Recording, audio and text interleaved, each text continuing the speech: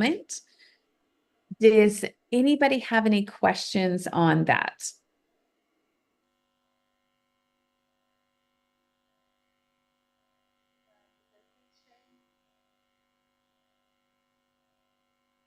Caroline, any questions from the room? Any feedback? The question that I have is that in case you're someone who always sets goals and like along the way you give up, like you don't accomplish those goals because someone told me that, Carol, you always start something and you always end at about 90 or 98. You never accomplish it. Like you go the whole way through and you never get to the end of it all. How would you help me so that this time when I set the goal, I'm able to carry on, even no matter the discouragements, that I'll be able to carry on and push to 100%. Thank you. Yes, that's a great question. Thank you so much for asking. And in that situation, what I would recommend is I would just ask you, are you setting a goal that's too big? So if you're having a hard time completing it in the time frame, then I would say, is there a smaller portion that you can take? So maybe you complete 90%, then we're going to ask the question, well, why did you only complete 90%?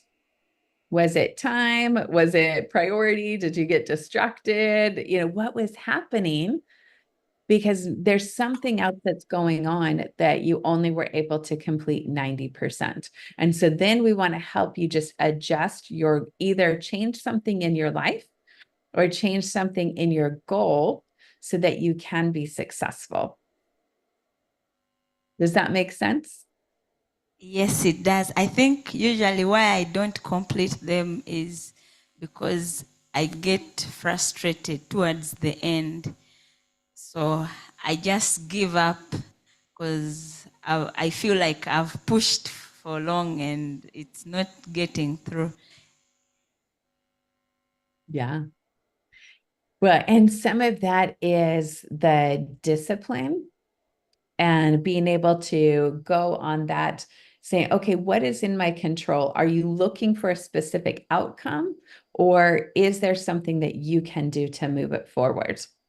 So, for example, let me see if I can explain this way. If I'm trying to be more healthy, I'm getting older, and so I'm having to pay more attention to my health and my well-being and making sure that I have good exercise and that I'm not sitting all day. And sometimes I can be at my computer for too long and don't move my body to get appropriate exercise, right? So if I set health and wellness as a goal, then there's a being part. I need to be the kind of person that will make good choices on what I eat, because I can make bad choices, maybe eat too many sweet things or not healthy things.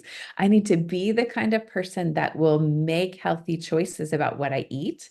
And I need to be the kind of person that will make a choice even when I don't want to. Maybe I need to wake up a bit earlier so that I can exercise my body, or maybe I need to rest or take a break during the day so I can go and walk and exercise in a different way. But I have to be able to figure out what is happening in me to make that healthy choice. Now, if I set the goal that maybe I want to lose some pounds and I want to be this certain weight, and then I give up because I didn't, like, maybe in 1 week I want to weigh this much, change the pounds in my body for this much, and then I didn't get it. So maybe it's almost there, and I've been exercising every day and restricting my sweets and all of these things, but I don't have the weight that I want to see. Then I'll give up because I set the wrong goal. The weight should be the byproduct of being a person that makes healthy choices. Does that make sense? Yes, it does. Thank you. So be careful of what you set as your goal. Like, don't make the outcome your goal. Make the things that you can do, the person that you are, the things that are in your control. I can't always control what the number on my scale says, or like the amount of weight that I might have on my body at a given time. I don't get to control that exactly. What I can control is if I exercise my body, I can control what foods I consume in my body. I can control that. So be careful about where you set your goal. And that's in your action steps. Can I complete these things? And then the byproduct should be a better weight, a more healthy body. Is that helpful to you? Yes, very helpful. Thank you. You're welcome. Any other feedback so far? Yes, there is in the room as we wait for the ones that are online.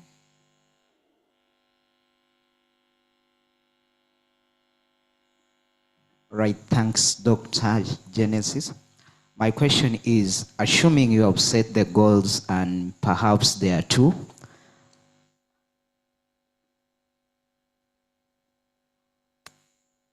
okay. Assuming you have set goals and perhaps there are two goals that you need to accomplish and you have scheduled them, but it comes as a conflicting reality when you haven't finished the other goal and this one overlaps the other. What can you do without it, and yet you are putting in mind that all of them, they have to be finished? Thank you. This is a question from Moses. Yes, thank you. Great question. Well, and this is where, in the context of these lessons, we're going to select one action step. And if we understand, because we're not necessarily setting a goal, because the action should be working towards a goal. So maybe I have a goal, like the example I gave a moment ago was about being more healthy. I want to have a more healthy body. So if that's my goal, then I need to take, what one action can I take this week that will make progress towards that goal?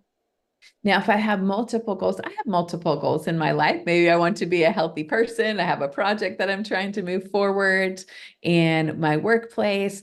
I have goals for my family. I have goals for being a good friend. And all of these different things can be conflicting. And so that's where, as a leader, a person, I've got to be able to lead myself, and I have to be able to prioritize. So what do I want to do that's going to incorporate all of these things and take one small step in that direction? So in the course of these lessons, that's why we're helping them as a facilitator think in terms of the lesson on hope that we did yesterday. We're just wanting to cultivate hope. There's something that people are thinking of. Like for me, I was thinking of, okay, in this one particular project, I need some more hope. What's one thing that I can do to generate more hope in this area? It doesn't encompass everything in my life, but it's an action step that I can take in a place where I was feeling stuck. So the lessons they help us get practice to make decisions and to prioritize. We're only going to take a small section of our life at a time, but it gives us practice to that can be applied to more things in our life. I hope that is making sense. Yes, it does. Thank you. Sure. And I do see someone online is raising their hand.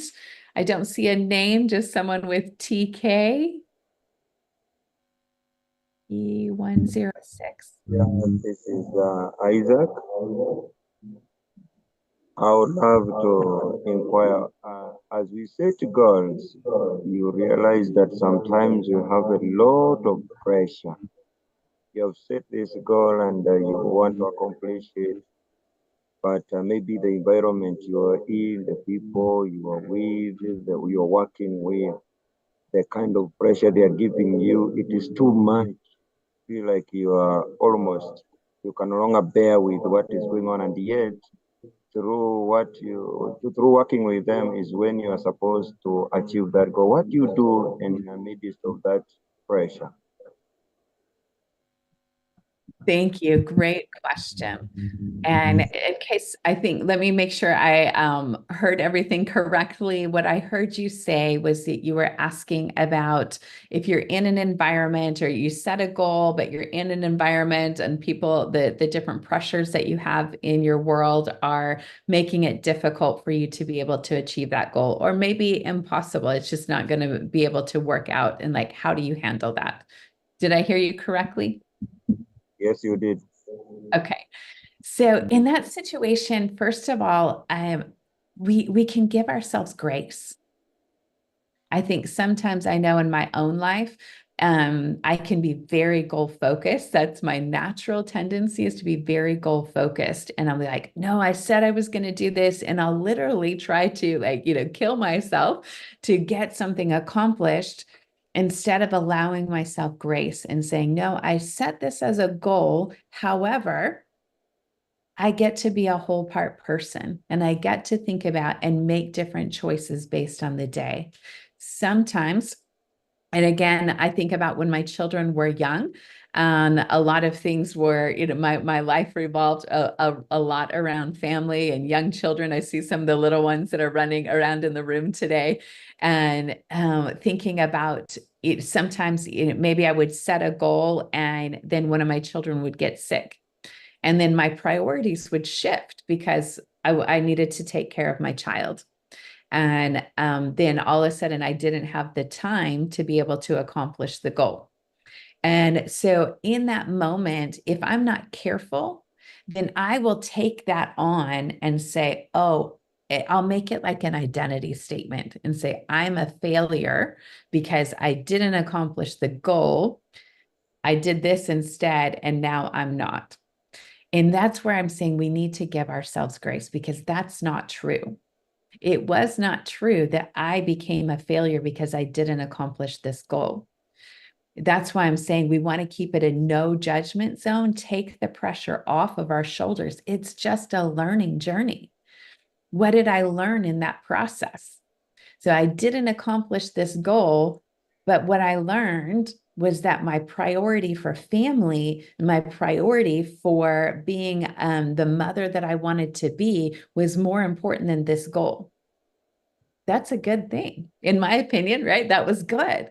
Now, sometimes have I made different choices? Because I can tell you for myself, there's been times where I have sacrificed family for a goal, where I pushed off the responsibility of family and some other things and said, oh, here, maybe to another family member or friend, and said, here, you take care of my children. I need to go get this done, this done. And then I realized later, you know what? If I have a value for family, if I have a value for the person that I want to be, that includes being this kind of a mom, I didn't make the right choice here. And I should have in it, but then I get to give myself grace and make a different choice in the future. All of it is learning. And hopefully that is helping you to process through what could be happening. Sometimes priorities in life shift. We can set good intentions and we've got good goals. Just don't let it happen without being intentional.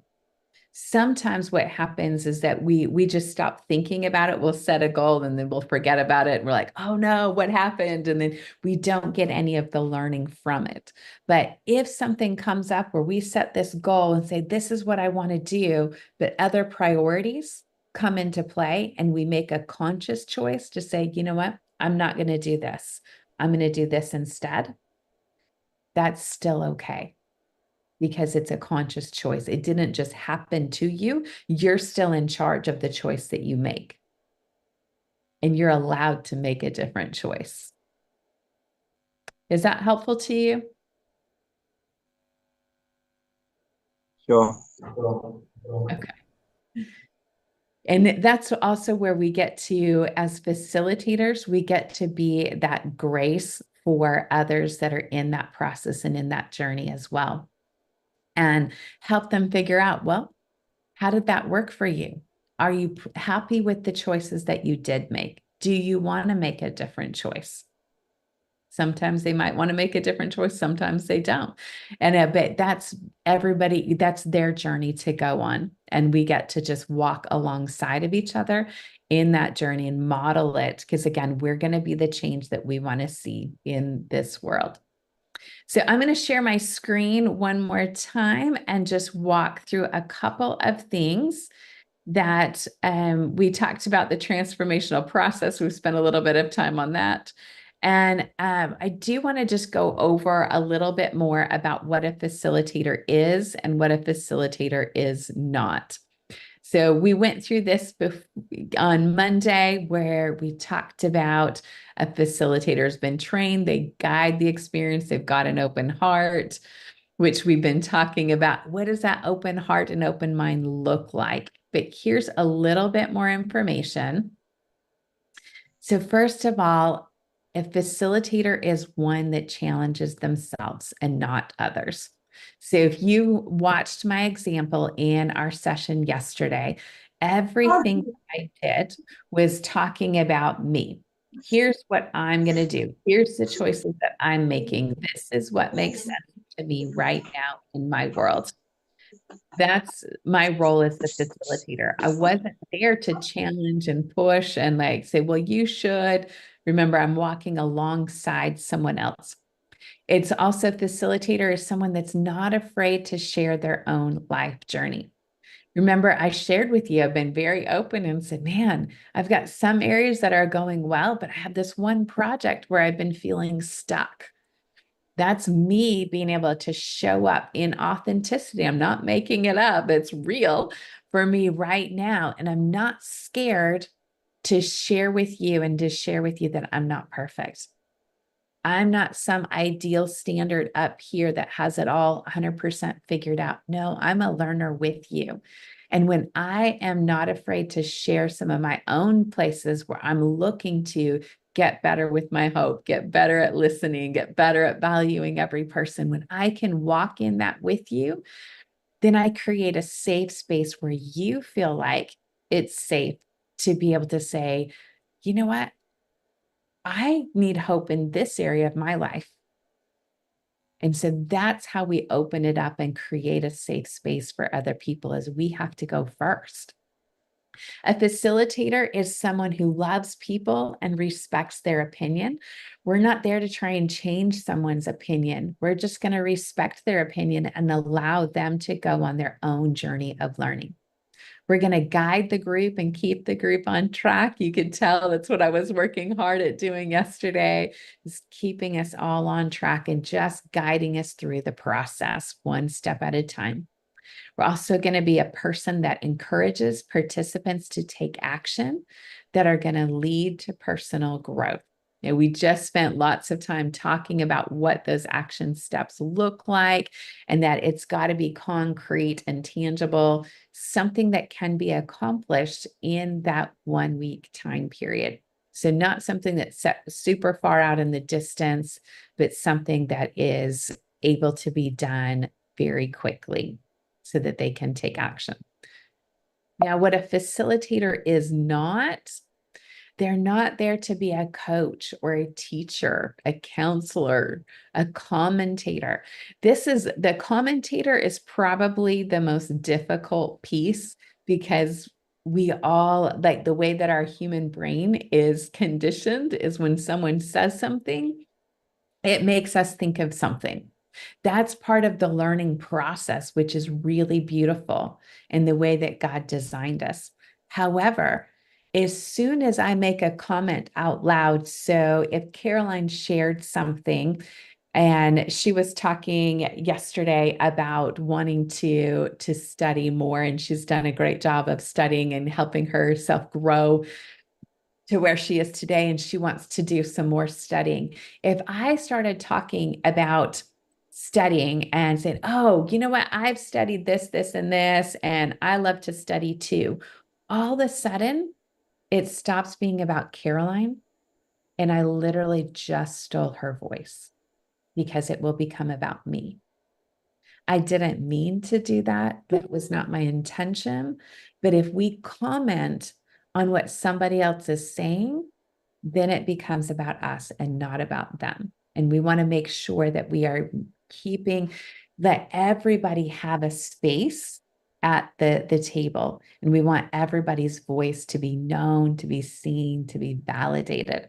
Now, after the table session is over, you're more than welcome to go and talk to someone. In fact, we want you to continue building on those relationships. If I had the opportunity, I would love to be able to sit with Caroline and say, oh, what are you studying now? And we could have great conversations about the things that she's studied and things that I'm studying, and helping each other in that way.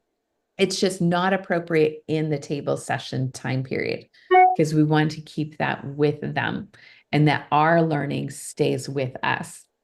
So we're also not there to fix others. We're not there to give correction. The only thing that we can do as a facilitator is really help people zero in on a good action step. If their action step seems too big, or maybe it seems like it's not concrete enough, like where did you do it or not? It seems too ambiguous. It's okay to ask clarifying questions and help the participants become more concrete in their action step. But we're not there to correct them or to come down on them or to scold them. We're not there to impress others. We're not there to teach. We're not there to lecture. For some of you that really have incredible giftings in teaching, this could be a challenge for you. But just making sure that we're keeping the table experience for what it's designed for, and allow the learning and the teaching to take place in a collaborative format like you observed. And let me stop sharing my screen again. And just ask one more time if there are questions or feedback.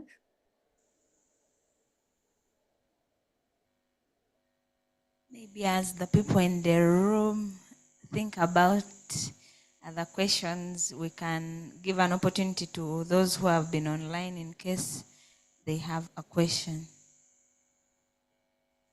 Anyone online that has a question, please just feel free. Or any other feedback, even if it's not a question. Okay. So I'm not seeing anyone jumping in right now. So while you're thinking of questions that you may have, we'll give you another opportunity here in a moment. But I am going to show you how to create your own table on the iTransform app, because that will be your next step, is that it's your turn. It's your turn to invite people to your table, get your 6 to 8 people, and just start. Just jump in. You're fully equipped. You're fully prepared. It's not difficult. You can tell. You've seen it done. You experienced it, the lesson yourself yesterday. Any of you could do what I've done. It's not challenging. So I'm going to just show you. If you want to get your phone out, you just share a different screen. And if you go to that screen,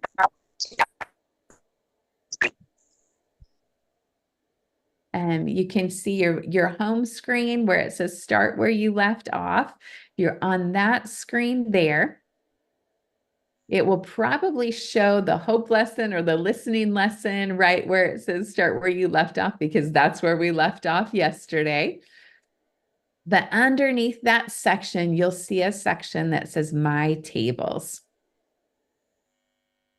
Next to that section on My Tables, you can see this little plus symbol.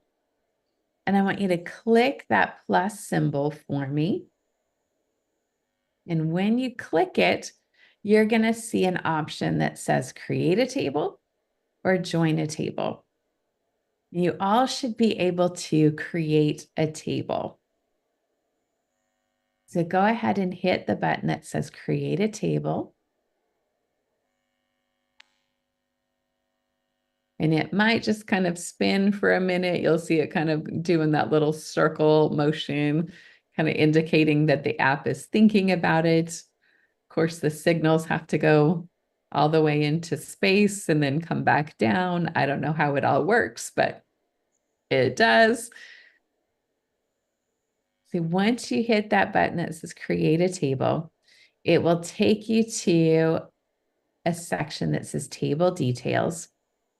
And you should be able to see something that says Uganda, change your world. And then you're going to click on this gray button there. You just press on it. And then you can scroll down. When you scroll down, you'll have an opportunity to put the name of your table. Now, when you put in the name of your table, it can be anything that you want it to be. I named our table the Uganda Facilitator Training, just so it would make sense to us. But if you wanted to name it something with maybe an organization or a church that you're in, or maybe the time of day that you're meeting, it could be Thursdays at 7 p.m. It could be whatever you want it to be, just something that makes sense to you, that you're going to recognize, and that other people that you're going to invite to the table will also recognize. Now, there's something here that says association code. You do not have an association code, so don't fill that part in. You can skip that. The next portion says start date.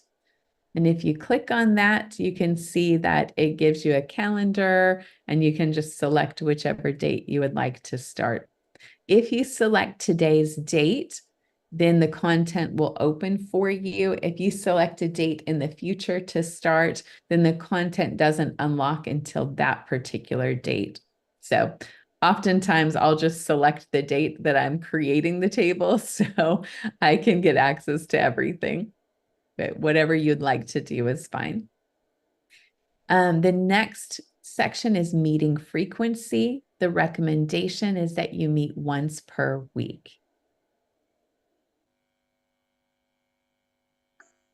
You can just put that in there. You can put weekly, you can put once per week. Anything that, if you're going to meet bi-weekly, bi-monthly, whatever the frequency is that you're going to meet, put that there.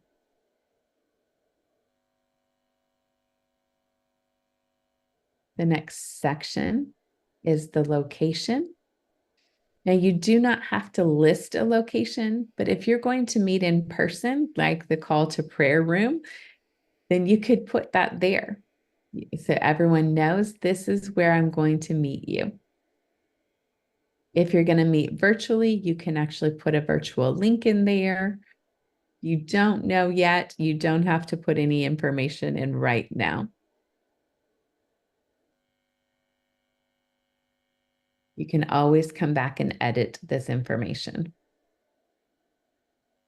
Can I interrupt you a bit? Please. It seems like most of us in the room have been left behind. So I don't know if you can just quickly lead us to creating those tables. So are you on this portion here? No? So this is when you first open the app. You should be on this screen. This is your home screen. And then you click the plus arrow. When you click the plus arrow, this screen shows up. Have you seen this portion? No, most of us are where we opened yesterday, like we're at... So And click, my tables where there is Uganda facilitator training so under where, my tables. so where it says my tables, click the plus arrow. There is no arrow, there is just a plus sign on. Yes, click the plus sign.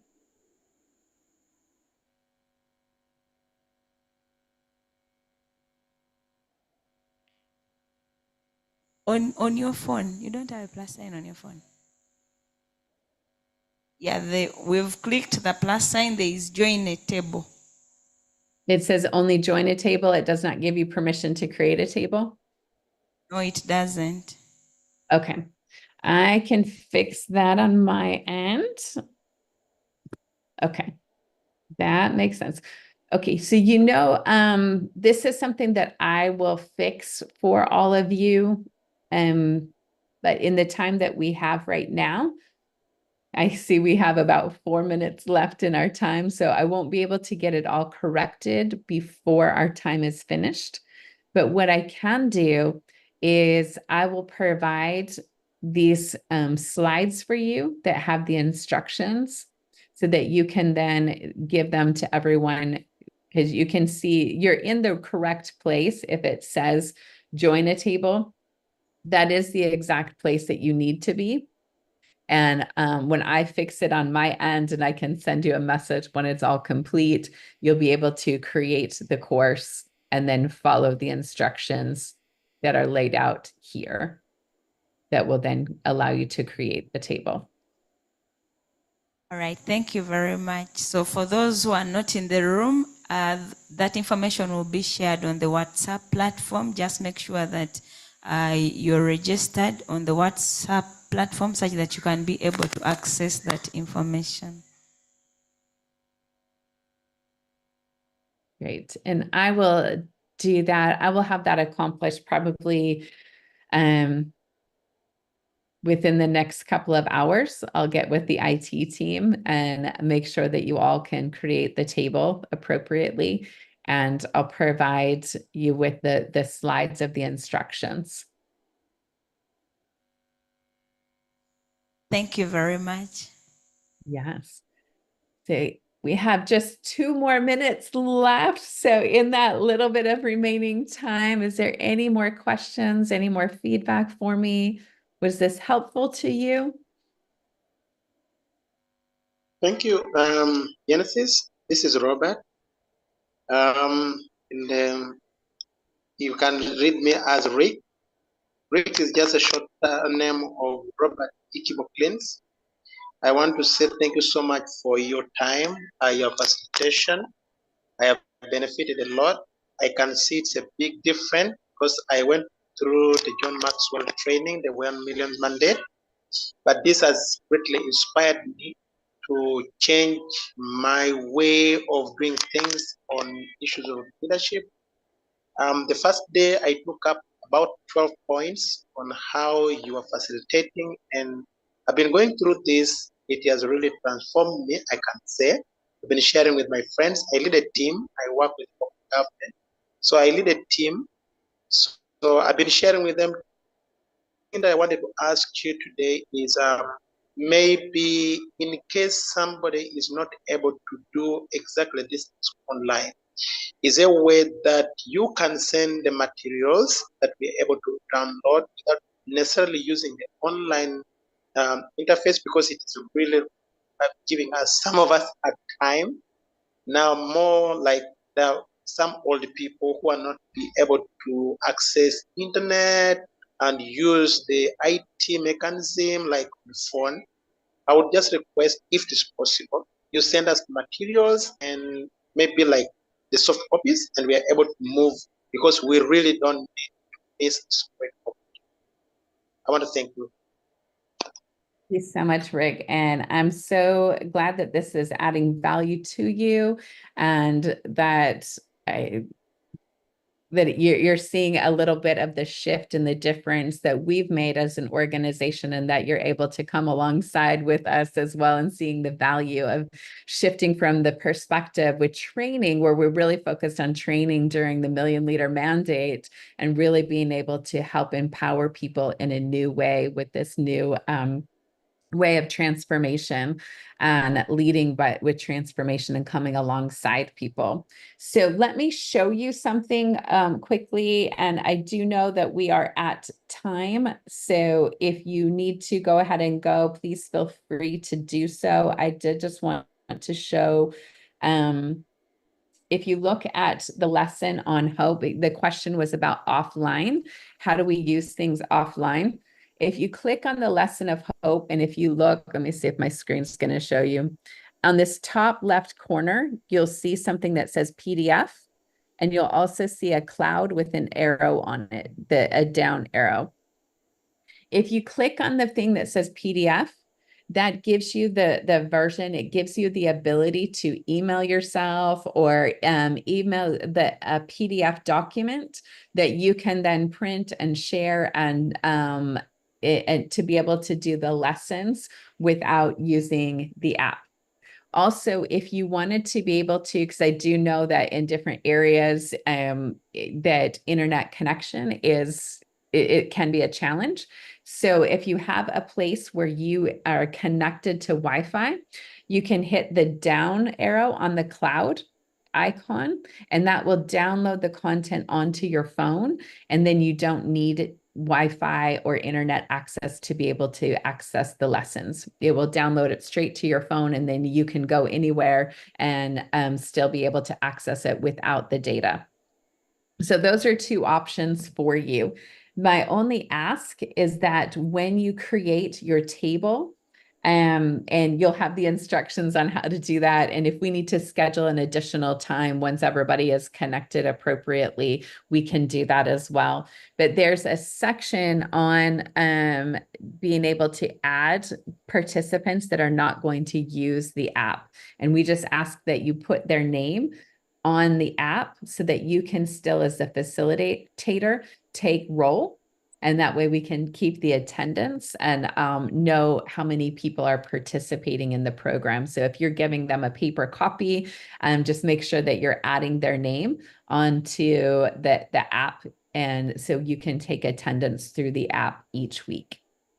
So hopefully that answered your question, Rick. And I know that we are 3 minutes over, so I'm going to give it back to Caroline to close us out today. Absolutely.